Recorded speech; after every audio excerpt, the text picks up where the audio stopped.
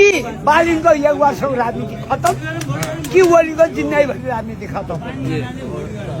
म जान्छु त्यहाँ, म हेटौँडाको मान्छे, त्यहाँ बालिनले जरकाटा राख्यो भने म त्यहाँ गएर जे पनि प्रचार गरेर आउँछु। म बालिनलाई जिताएर फर्किन पाइने भने आउँदिनँ हेटौँडामा। वादा बालेनलाई जिताएर फर्किने? न त आउँदैन। ओलीले जित्यो भने आउँदैन। म बरु त्यहाँबाट इन्डिया पस्छु कि मर्छु। केपी ओलीले जित्यो भने जित्यो भने म उताबाट इन्डिया जान्छु कि म हो र? कति वर्ष हुनुभयो? कति वर्ष पुग्नुभयो? म 1 साल मुछेरिया काटेको 82 सालमा हिँड्दैछु। अब शेरबहादुर प्रधानमन्त्री भयो भने के हुन्छ त बुवा? वो शेरबहादुर अब त्यो कुकुर कुर्दाले अति मात्रै कुट्यो, पार्टीले खतम पारियो। के शेरबहादुरको कुरा के गर्ने?